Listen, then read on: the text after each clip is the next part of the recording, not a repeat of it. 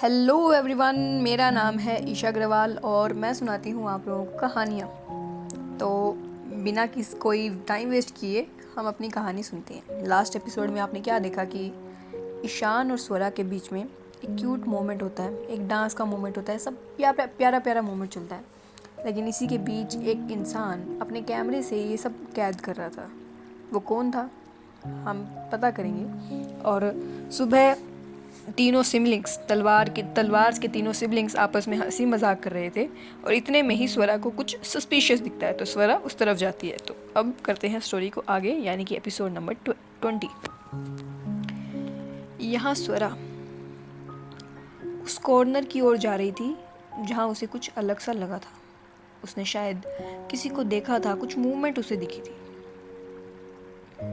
और धीरे धीरे धीरे धीरे स्वरा वहीं जा रही थी।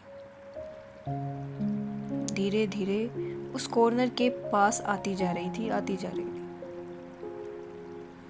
जैसे ही वो वहाँ पहुँचती है, वहाँ उसे कोई नहीं दिखता, कुछ नहीं था वहाँ पर। उसे वो थोड़ा और गौर से देखती है तो उसे वहाँ कुछ फुटप्रिंट्स दिखाई देते हैं। उन फुटप्रिंट्स को देखकर वो अपने दिमाग में रजिस्टर करती ही इतने में ही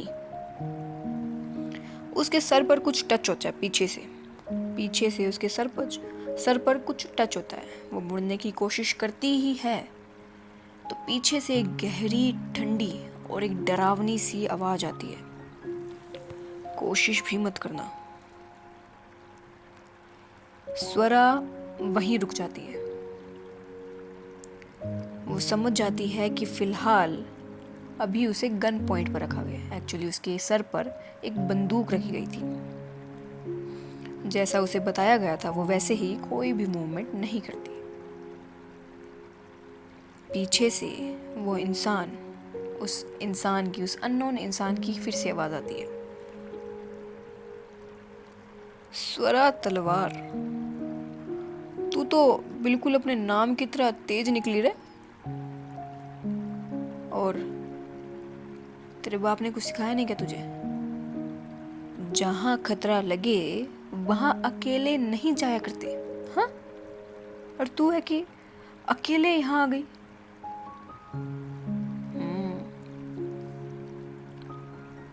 वो इंसान स्वरा को जानता था। स्वरा उसकी बात सुनकर चुप रहती है, कोई मूवमेंट नहीं करती। वो उसकी बात सुन रही थी, उसे गुस्सा आ रहा था लेकिन वो कुछ भी नहीं करती। वो अननोन इंसान अपनी बात आगे करते हुए कहता है, अरे मैं भी कैसी बातें कर रहा हूँ, सिखाने के लिए बाप पास भी तो होना चाहिए ना।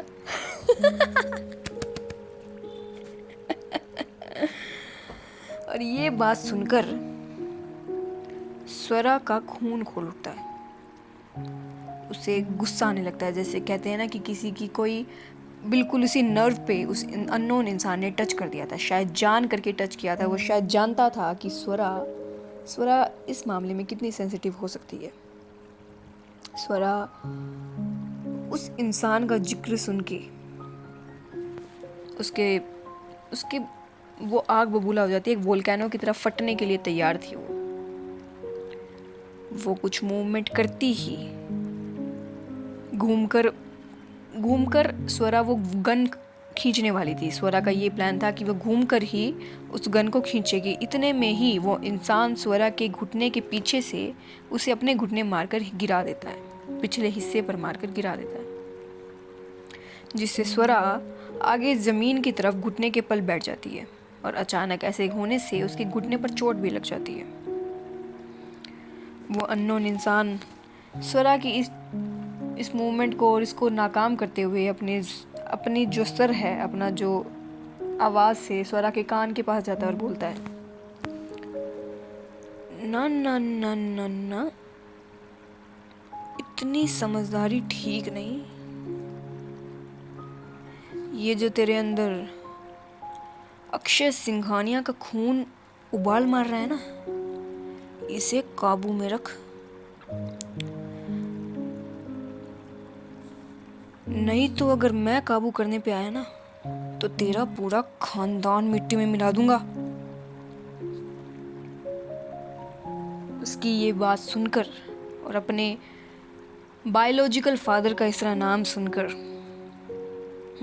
यस, अक्षय सिंघानिया स्वरा के फादर थे। स्वरा और वंश के बायोलॉजिकल फादर हैं। अब इस तरह इस इंसान का नाम सुनकर स्वरा का जैसे वीक पॉइंट किसी ने बिल्कुल वैसे टच कर दिया हो। स्वरा गुस्से में कहती है, अपनी गंदी जबान से मेरे परिवार का नाम भी मत लेना, वरना तुम्हारी जबान काट दूंगी। स्वरा में गट्स थे। वो इस तरह गन पॉइंट पर भी सामने वाले को ही धमकी दे रही थी। वो अननोन इंसान हंसता है। उसे गुस्सा आना चाहिए बट स्टिल वो हंसता है स्वरा की बात पर।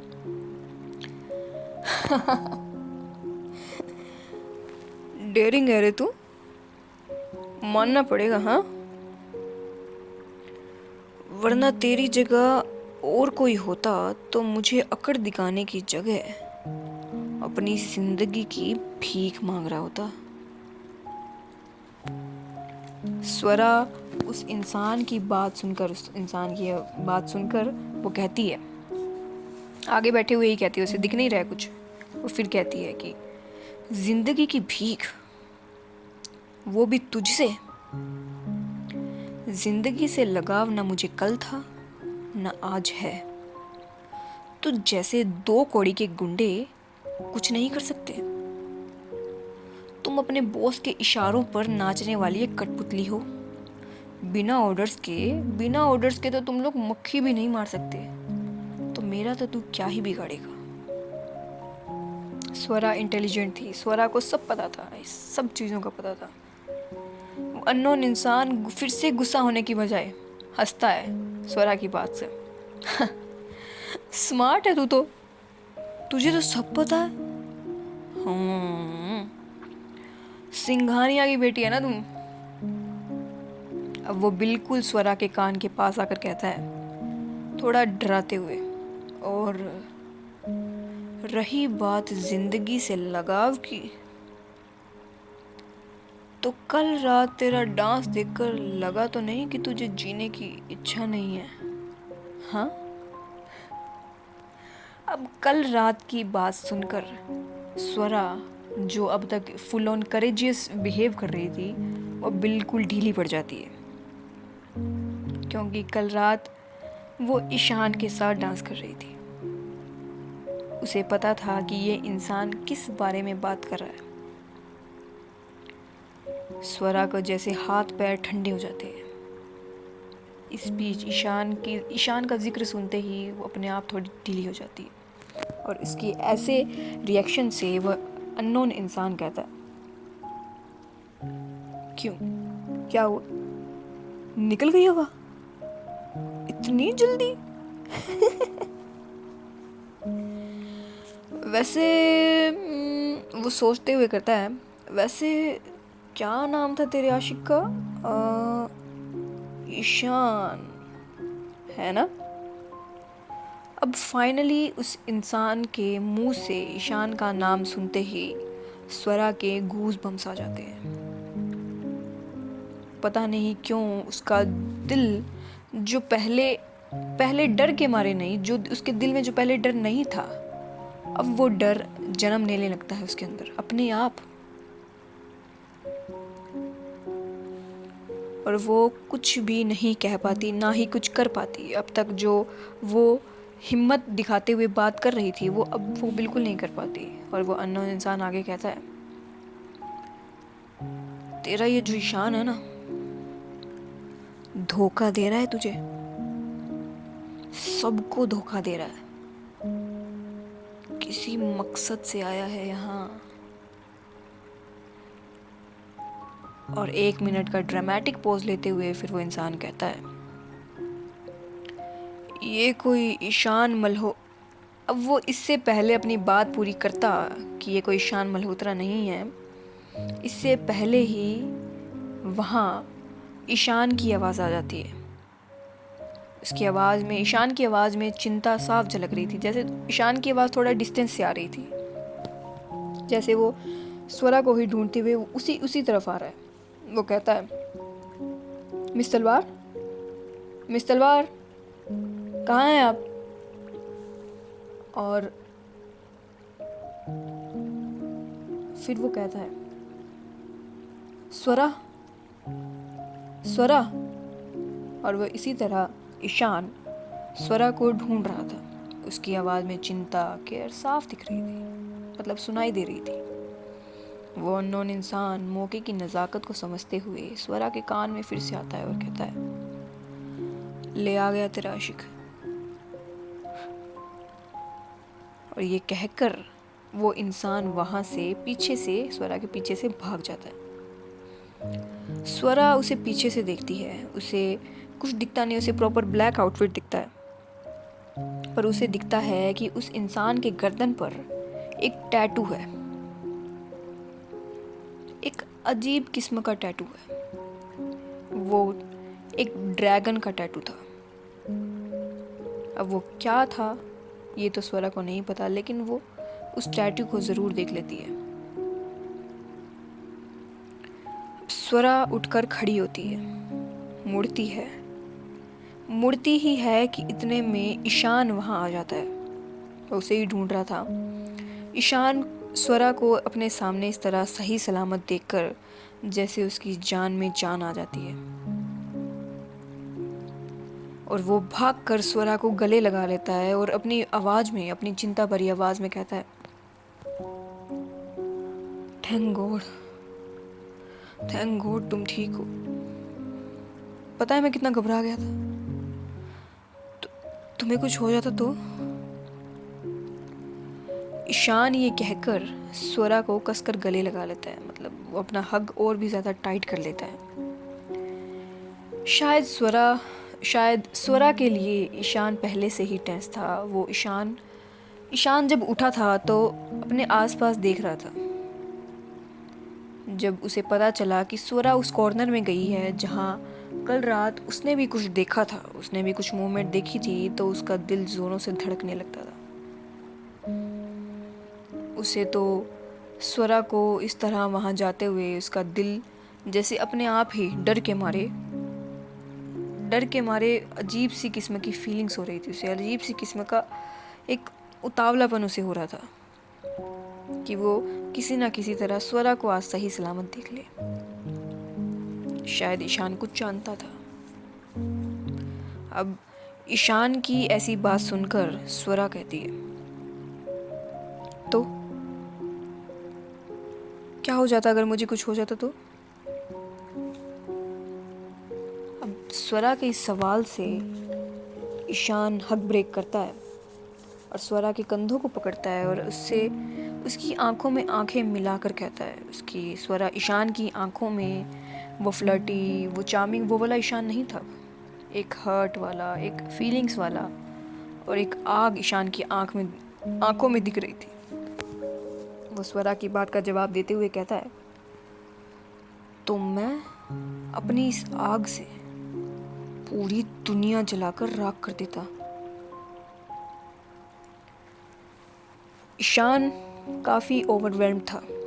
उसे पता नहीं था कि वो क्या बोल रहा है, और वो इसी फ्लो में वो सच बोल देता है, क्योंकि अगर सच में स्वरा को कुछ हो जाता तो ईशान अग्रवाल सच में पूरी दुनिया को जलाकर राख करने की हिम्मत रखता था। स्वरा ईशान की आंखों में ही देख रही थी। शायद वो कुछ ढूंढ रही थी, कुछ परख रही थी, और ईशान की आंखों में आग देखकर वो समझ जाती है कि ईशान सच बोल रहा है। स्वरा भी बहुत ओवरवेल्म थी, इमोशंस उसके बिल्कुल पीक पर थे। अभी जो कुछ भी हुआ स्वरा के साथ और इस तरह यहाँ ईशान का आना, स्वरा अगर देखा जाए तो वो बिल्कुल अपने लाइफ के एकदम एंड मोमेंट पर थी। लेकिन वहाँ उस मोमेंट में उसे कुछ रियलाइज़ होते हैं, कुछ रियलाइजेशंस होते हैं कि आज अगर उस पल उसकी ज़िंदगी ख़त्म हो जाए तो वो क्या करेगी। और अब सही सलामत अपने सामने ईशान को देखकर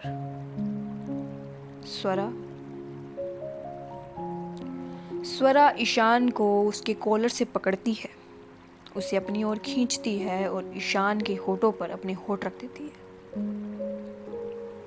यस,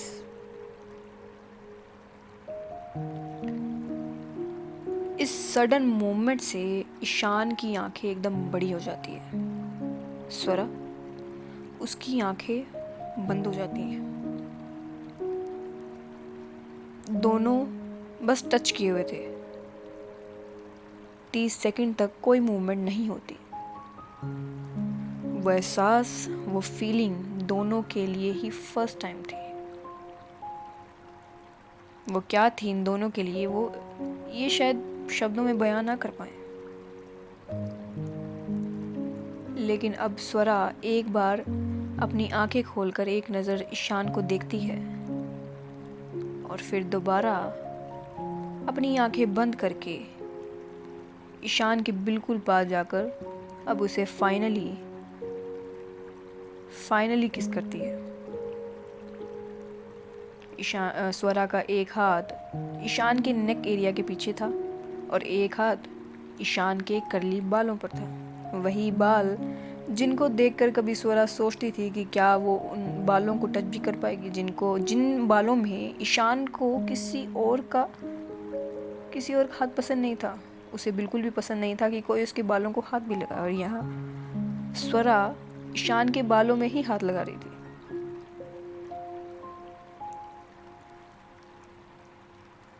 और अब फाइनली वो मूवमेंट स्टार्ट करती है। ईशान की भी इस मोमेंट पर अपने आप ही आंखें बंद हो जाती हैं। उसके हाथ स्वरा की कमर पर जाते हैं और वो स्वरा को थोड़ा और अपनी ओर पुल करता है। और इसी तरह दोनों ही पैशनेटली ये मूवमेंट जीते हैं।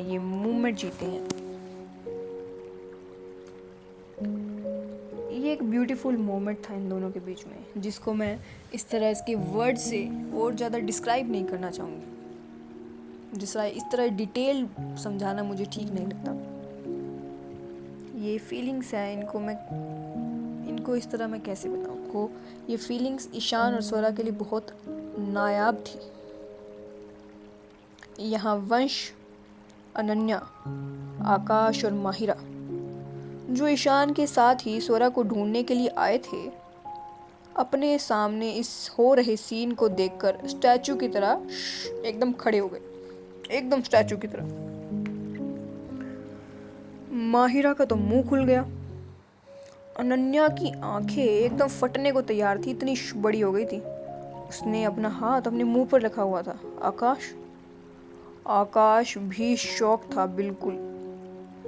वो अपने एक हाथ से अनन्या की आंखों पर रखता और एक हाथ से माहिरा की आंखें कवर करने की कोशिश करता।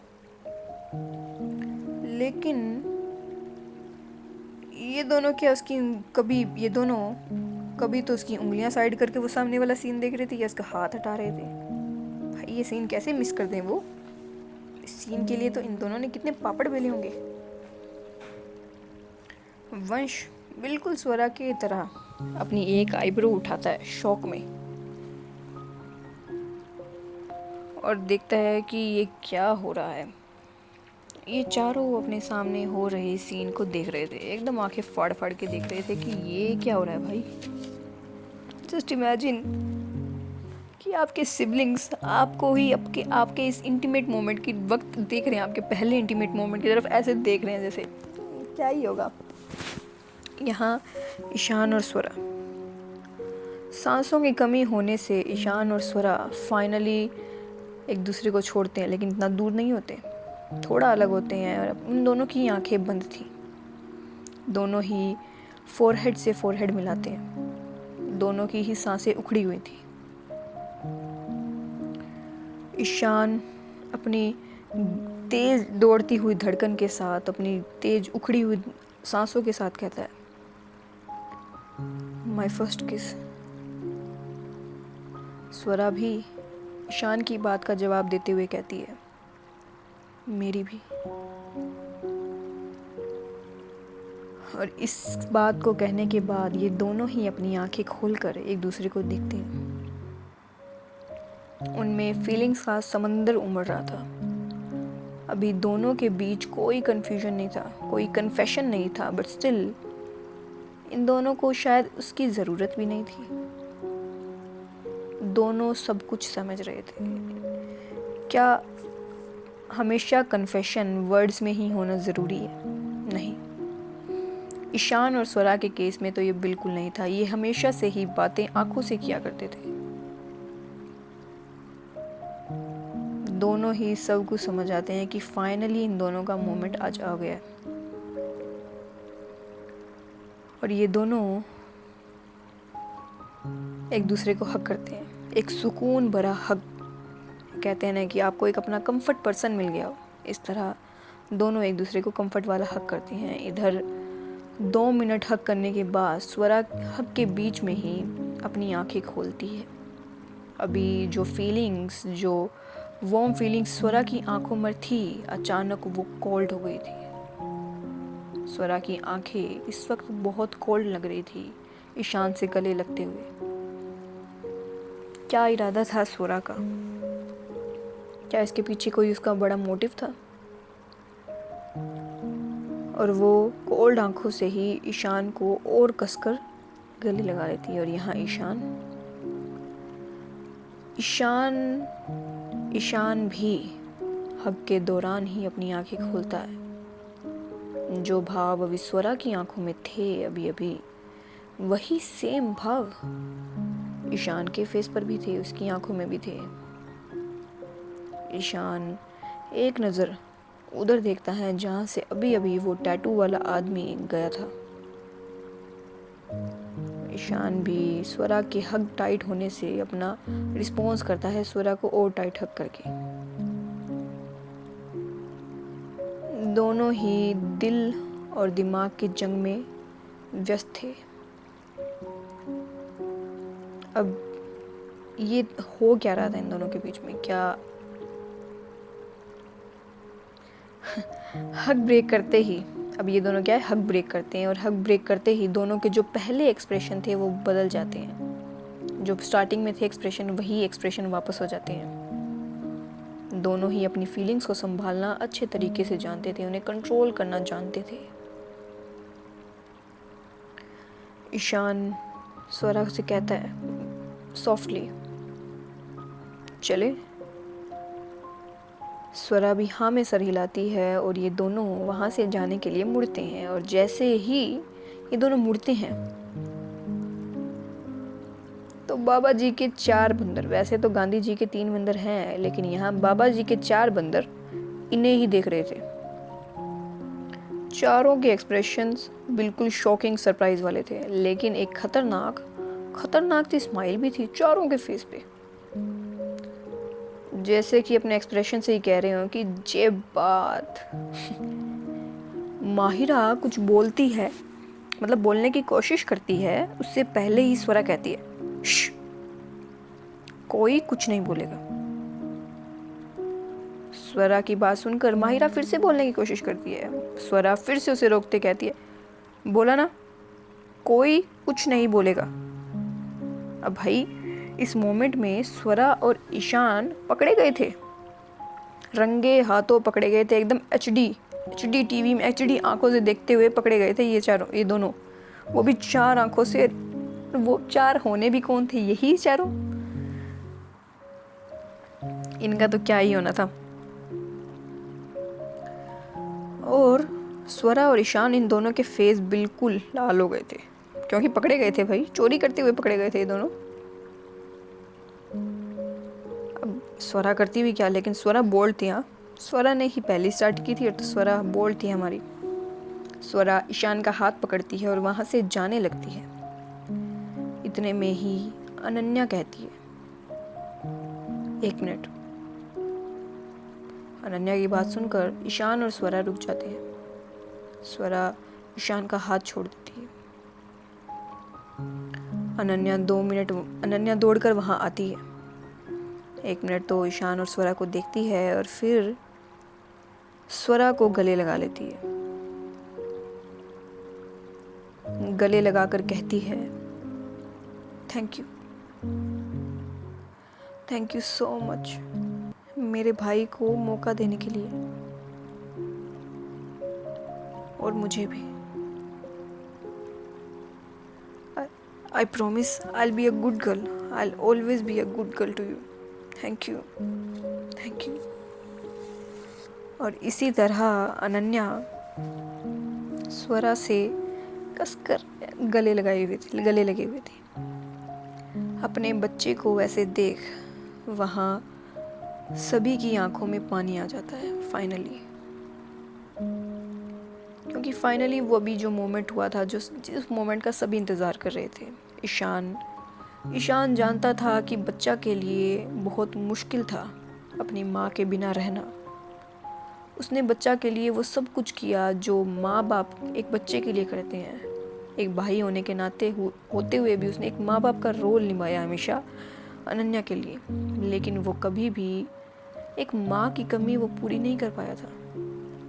एक माँ की कमी तो उसके जीवन में खुद थी, तो वह कैसे किसी की माँ की कमी पूरी कर देता। आज स्वरा सिर्फ ईशान की ज़िंदगी में नहीं बल्कि उससे जुड़े हर इंसान की ज़िंदगी में आई थी। स्वरा बच्चा को हग बैक करती है, क्योंकि स्वरा हमेशा से ही अनन्या की तरफ एक अलग ही किस्म का बॉन्ड फील किया करती थी। पहली मीटिंग से ही अलग ही किस्म का बॉन्ड फील कर रही थी वो। स्वरा अनन्या के सर पर हाथ फिराते हुए कहती है, नहीं, थैंक यू, मुझे अपनी ज़िंदगी में आने के लिए अलाउ किया, थैंक यू। स्वरा सब कुछ जानती थी, इस मोमेंट की, इस पल की इंटेंसिटी को जानती थी। सिर्फ स्वरा ही नहीं, वहाँ खड़ा हर वो शख्स इस मोमेंट को बहुत ही इंटेंसिटी से महसूस कर पा रहा था। ये सीन देखकर आज ईशान को लगता है जैसे कि जो कुछ भी उसकी ज़िंदगी में अधूरा था वो सब पूरा हो गया हो। उसकी लाइफ में किसी चीज़ की कमी तो नहीं थी, बट स्टिल जो थी कमी वो उसे लग रहा था जैसे आज पूरी हो गई हो।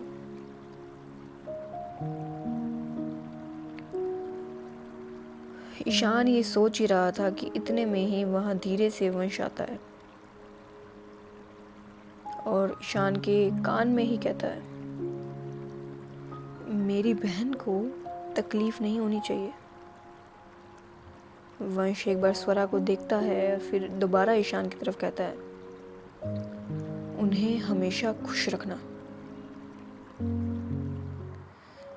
ईशान बहुत शॉक्ड और सरप्राइज था कि वेट, वंश स्वरा का भाई है? अब सबको पता चल गया था, सिर्फ ईशान ही रह रहा था। वो कंफ्यूजन में आकाश की तरफ देखता है, और भाई और कुछ हो ना हो, बचपन का दोस्त आपको इस तरह देखे तो दोस्त को तो समझ में आना ही था ना कि यहाँ क्या हो रहा है, उसके मन में क्या सवाल है। आकाश भी समझ जाता है। आकाश समझता है और वो भी एक अलग से वियर्ड एक्सप्रेशन के साथ हाँ में सर हिलाता है, और जैसे कि अपने एक्सप्रेशन से ही कह रहा हो कि हाँ भाई, ये हमारा ही साला है। और आकाश का सिग्नल मिलते ही ईशान समझ जाता है। ईशान वंश को देखकर उसके कंधे पर हाथ रखता है और हाँ में सर हिलाता है कि हाँ, मैं हमेशा स्वरा का ख्याल रखूंगा, हमेशा। एक्चुअली ये भी सिर्फ एक इन दोनों के बीच में एक मोमेंट नहीं हुआ था, एक मोमेंट इस तरह का वो नहीं हुआ था कि कोई माने, कोई कहेगा कि यहाँ कन्फेशन तो हुआ ही नहीं, और ऐसे ये सब ऐसे बिहेव कर रहे हैं कि पता नहीं क्या हो गया है, कि मतलब जैसे इन दोनों की शादी ही हो गई हो, राइट। द थिंग इज कि ईशान और स्वरा सिर्फ एक ही, इन दोनों के बीच में अभी एक किस नहीं हुई थी, एक बहुत ही इम्पोर्टेंट एग्रीमेंट हो गया था, जैसे इन दोनों के बीच में कि लाइफ टाइम का एग्रीमेंट हो गया था। यहाँ जब ये सब मोमेंट हो ही रहा था, इतने में ही जैसे कि आज सबके बीच में सालों से रुका हुआ कोई फैमिली रीयूनियन हो गया हो, इतने में ही माहिरा के जोर से आवाज़ आती है, गाइस से चीज़। सब माहिरा की आवाज़ सुनकर अपनी अपनी जगह से ही माहिरा की तरफ देखते हैं। माहिरा माहिरा की पीठ सबकी तरफ थी और उसके हाथ में था उसका फ़ोन और वो सेल्फी ले रही थी। सबके देखते ही माहिरा पिक्चर क्लिक कर देती है। एक क्लिक की आवाज़ आती है। इस मोमेंट को कैप्चर करती है माहिरा अपने फ़ोन में और इस ब्यूटीफुल से क्यूट से मोमेंट से सभी के चेहरे पर हंसी आ जाती है। सब हंसने लगते हैं।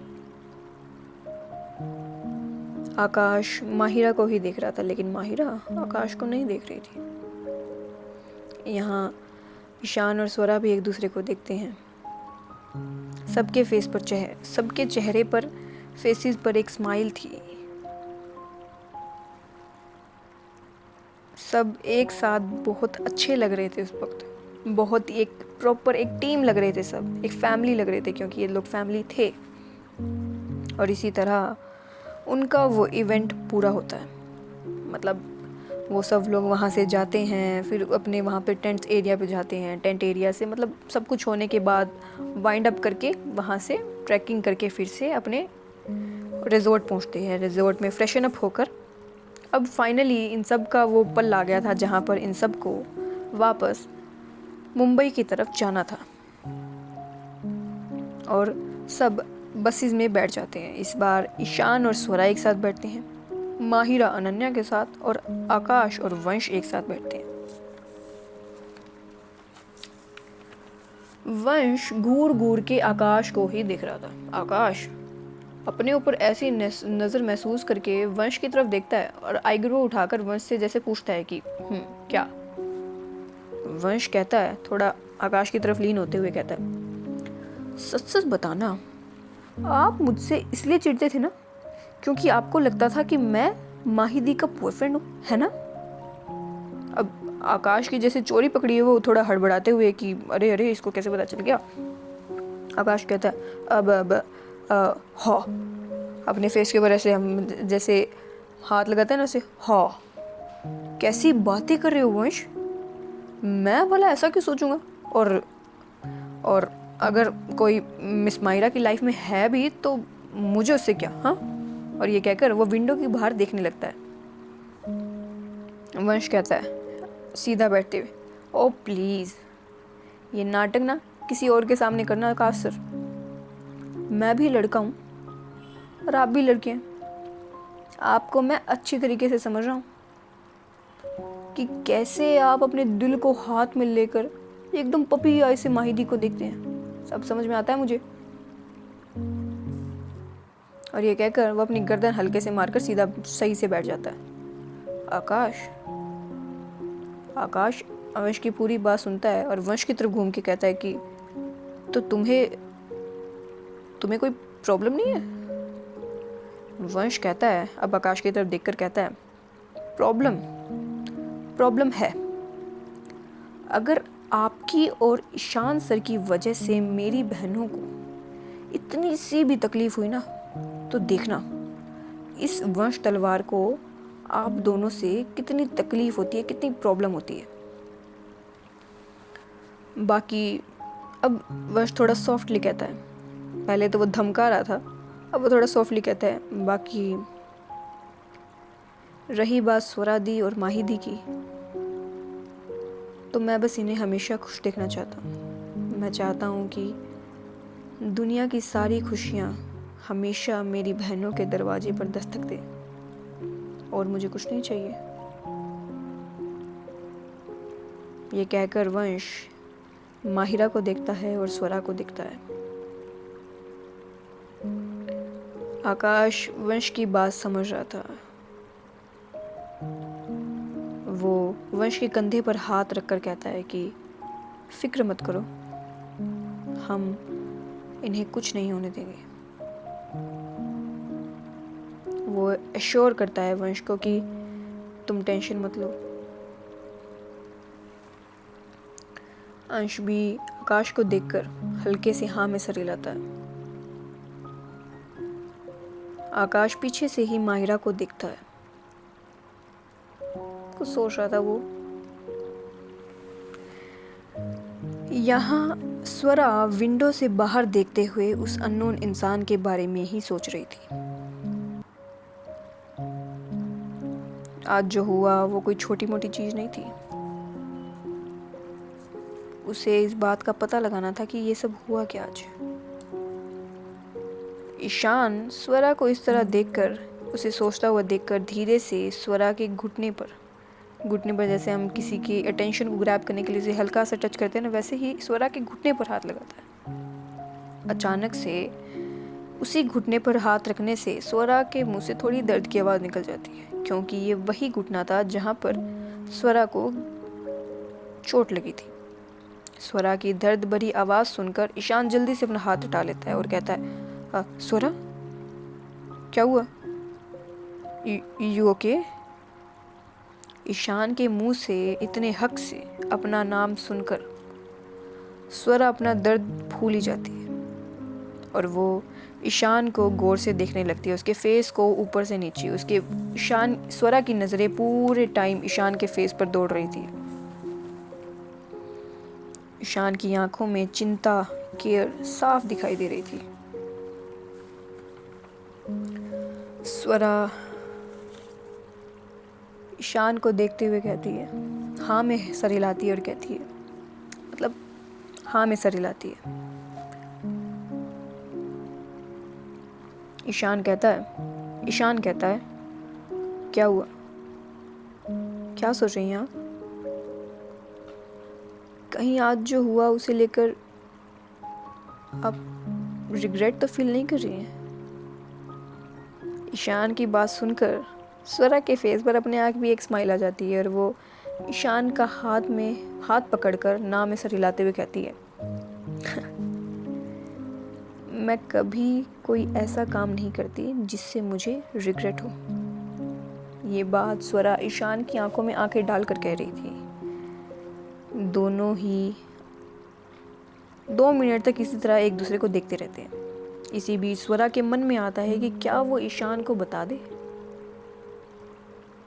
कि आज क्या हुआ, लेकिन कुछ सोचकर वो नहीं बताती और कहती है, कहीं तुम्हें तो रिग्रेट नहीं हो रहा ना? ईशान स्वरा से ऐसे प्लेफुली बात करते हुए हंसता है और कहता है, नो वे, मैं भी कभी कोई ऐसा काम नहीं करता जिससे मुझे बाद में रिग्रेट हो। ईशान भी स्वरा को उसी के अंदाज में जवाब देता है और कैसे, एक आईब्रो उठाकर। स्वरा हाँ में सर हिलाती है कि हाँ, अरे टक्कर का बंदा मिला है मुझे। इन दोनों के बीच फीलिंग्स तो थी, पर साथ ही साथ बहुत से सवाल भी थे। दोनों ही जानते थे अभी तो बस शुरुआत है, जर्नी अभी तो पूरी बाकी है, उसमें अप्स एंड डाउन्स आने हैं, ये दोनों को पता था। बट फिलहाल ये कुछ नहीं कहते और दोनों ही एट द मोमेंट उस सुकून को जीते हैं। ये दोनों ही जानते थे कि इनकी जो फीलिंग्स है वो ट्रू है, लेकिन इन्हें अभी और भी टेस्ट देने थे। और इसी तरह ये सभी लोग कंपनी पहुंच जाते हैं। अब फाइनली इनका घर जाने का समय आ गया था। ईशान और स्वरा एक दूसरे को बाय कहते हैं हग करके। तलवार सिबलिंग्स अब जा रहे थे बाय बोलकर सबको ऑब्वियसली। फिर आकाश सबके सामने माहिरा को रोक कर कहता है, मिस माहिरा, एक्चुअली मुझे आपसे कुछ काम था, कोई ज़रूरी बात करनी थी। आप 2 मिनट इधर आएंगी? एंड डोंट वरी, मैं आपको घर ड्रॉप कर दूंगा। अब माहिरा क्या ही करती। आकाश ने सबके बीच में पूछा था, तो माहिरा भी स्वरा और वंश को बाय कहकर, मतलब इशारों में कि तुम लोग जाओ मैं आती हूँ, कहकर वहाँ से आकाश के साथ चल पड़ती है। स्वरा वंश को लेकर और ईशान अनन्या को लेकर वहाँ से चले जाते हैं। यहाँ माहिरा आगे आगे थी तो आकाश पीछे पीछे। माहिरा आकाश की कार के पास आकर अपने हाथ सीने पर बांधकर कहती है,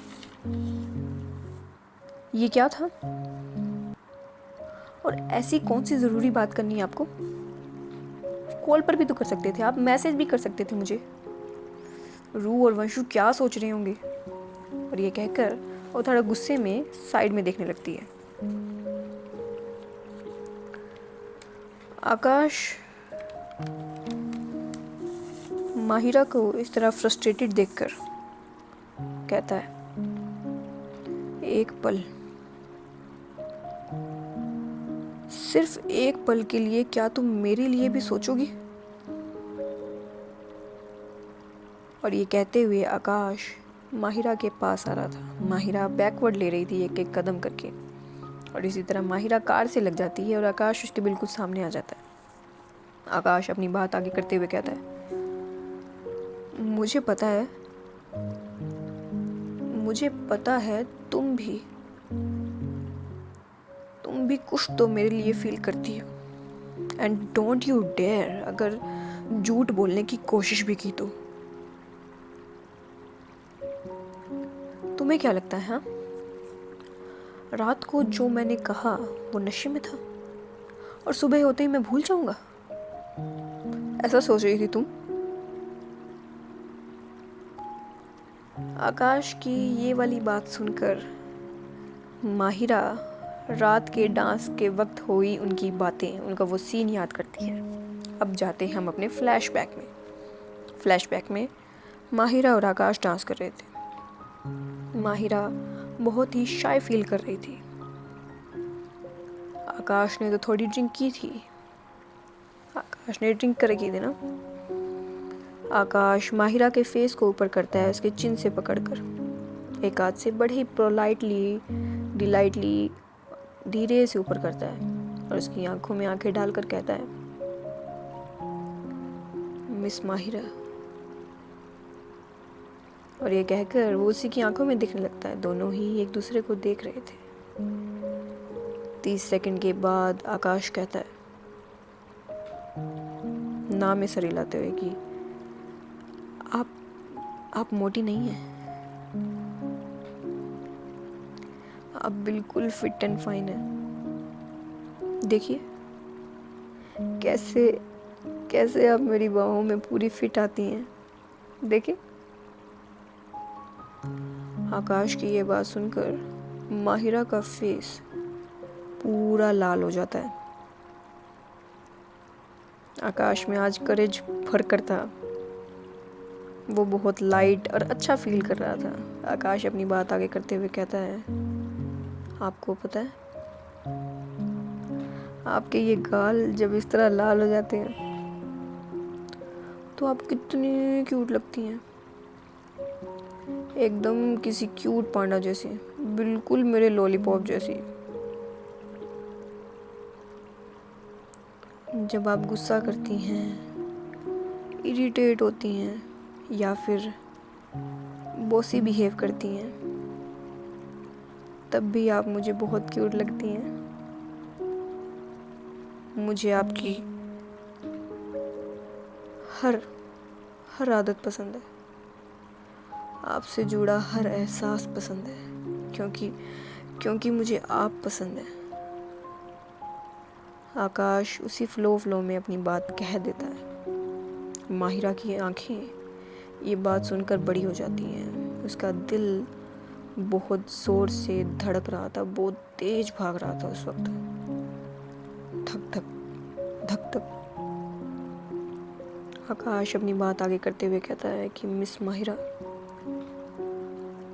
आई like you, I genuinely like you माही।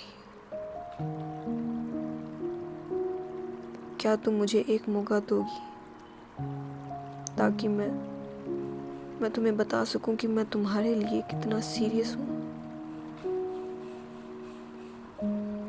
इस तरह अचानक से एक कन्फेशन से माहिरा कुछ भी नहीं कह पाती।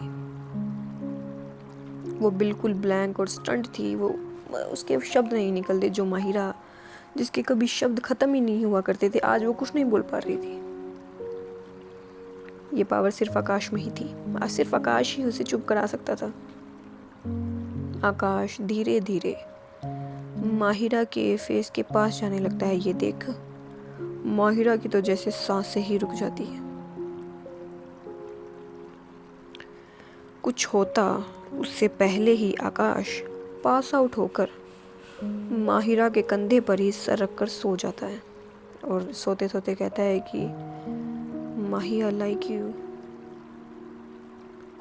नो आई लव यू, और ये कहकर उसी के कंधे पर पास आउट हो जाता है। अब फ्लैशबैक इसी ही एंड करते हैं। अब आते हैं प्रेजेंट टाइम पर। माहिरा कल रात की वो सारी बातें ही सोच रही थी। ये सारी बातें सोचते ही उसके दिल की धड़कनें अपने आप ही तेज हो गई। माहिरा को इस सोच से निकालते हैं आकाश की आवाज़। अब आकाश कहता है, माही। आकाश बहुत पास था माहिरा के। आकाश कहता है कि माही, एक बार देखो तो सही मेरी तरफ। मैं तुम्हारा ही इंतजार कर रहा हूँ। आकाश की ये बात सुनकर माहिरा एक बार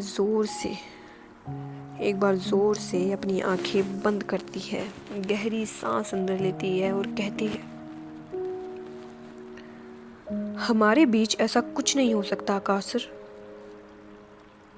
और वो इसी तरह आकाश के कंधे से उसके चेस्ट एरिया के कंधे और चेस्ट एरिया के बीच में थोड़ा धक्का देती है। इस धक्के से आकाश 3 से 4 कदम पीछे हो जाता है। माहिरा अपनी बात आगे करती हुए कहती है कि गलती मेरी है, मुझे ही आपसे डिस्टेंस रखना चाहिए था। खैर, लेकिन अब बेहतर होगा अगर आप अपने आप को समझाकर मुझसे दूर रहें। माहिरा की ये बात सुनकर आकाश जैसे एकदम से नहीं बल्कि धीरे धीरे टूट रहा हो। माहिरा की बात उसे जैसे तीर की तरह चुभती है। आकाश कहता है, व्हाट डू यू मीन हमारे बीच कुछ नहीं हो सकता? देखो, झूठ बोलो मत मुझसे झूठ मत बोलो। मुझे पता है जो मैंने फील किया है तुम्हें भी वो ज़रूर फील किया होगा ना। इस तरह ना मानने से सच नहीं बदलता। और क्यों नहीं आ सकता हमारे बीच कुछ? आकाश काफ़ी फ्रस्ट्रेटेड था। माहिरा की ये बात सुनकर उसे बहुत बुरा लगा था। माहिरा का दिल आकाश को इस तरह देखकर, इस तरह अपने सामने टूटता हुआ देखकर, वो जैसे वो अंदर से रो रही हो, माहिरा भी रो रही हो अंदर से।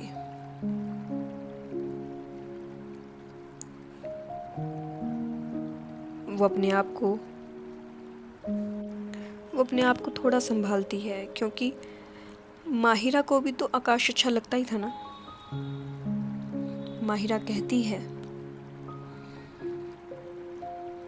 थोड़ी भारी आवाज़ से कहती है, क्योंकि जिस लड़की को उसके पैदा होते ही उसके सगे माँ बाप ही प्यार नहीं कर पाए, जिसे उन्होंने मरने के लिए छोड़ दिया, उसे आप कैसे प्यार कर सकते हैं? उसे तो आज तक इन 26 सालों में मैं खुद प्यार नहीं कर पाई, तो कैसे आप उससे प्यार कर सकते हैं? ये बात कहकर माहिरा की आंखों में आंसू आ जाते हैं। माहिरा रो रही थी। इमोशंस आर सो गॉटेड कि माहिरा रो रही थी। ये देखकर आकाश का दिल ऐसे चिर रहा था जैसे कि किसी कपड़े से एक धागा चिरते हुए निकल रहा हो। ये क्या बोल रही थी माहिरा?